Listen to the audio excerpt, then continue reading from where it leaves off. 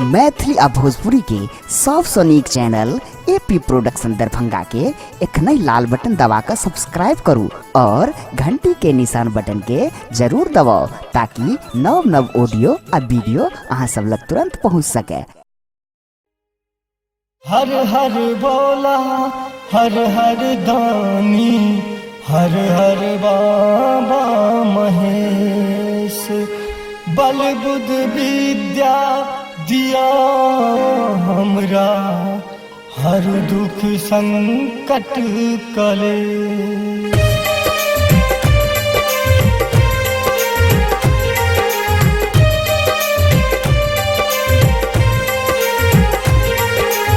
एखन अपने सब सुन रहल छी एपी प्रोडक्शन के प्रस्तुति।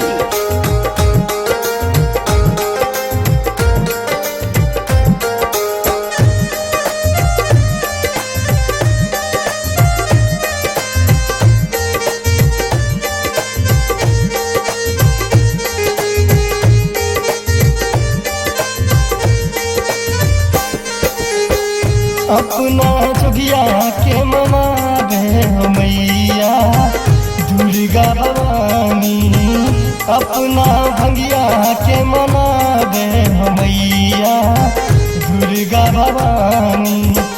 दुर्गा भवानी जगत कल्याणी, दुर्गा भवानी जगत कल्याणी। अपना जोगिया के मनावे हो मैया दुर्गा भवानी, अपना भंगिया के मनावे हो मैया दुर्गा भवानी।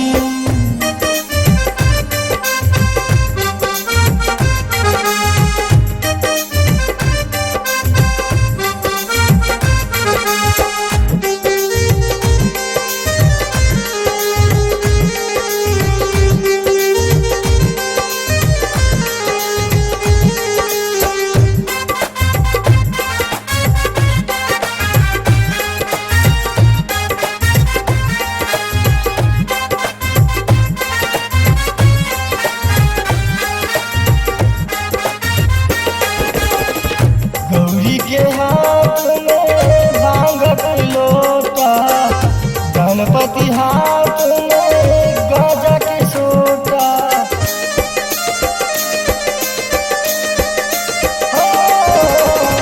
गौरी के हाथ में भांग लोटा, गणपति हाथ में गाजा के सोटा। दोनों मिल खूब गोहरावे मैया दुर्गा भवानी, दोनों मिल खूब गोहरावे मैया दुर्गा भवानी। अपना जोगिया के मनावे मैया दुर्गा भवानी, अपना भंगिया के मनावे मैया दुर्गा भवानी।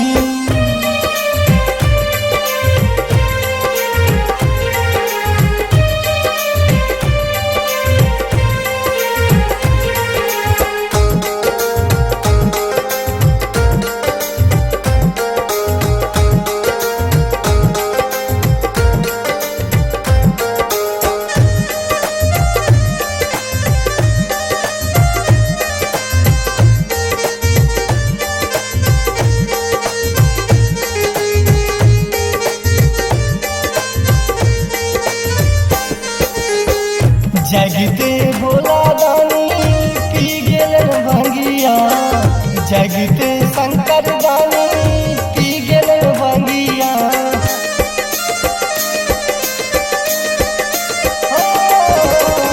जगते भोला दानी पी गेल भंगिया, जगते शंकर दानी पी गेल भंगिया। कार्तिक गणपत खेलावे मैया दुर्गा भवानी, कार्तिक गणपत खेलावे मैया दुर्गा भवानी। अपना भंगिया के मनावे मैया दुर्गा भवानी, अपना जोगिया के मनावे मैया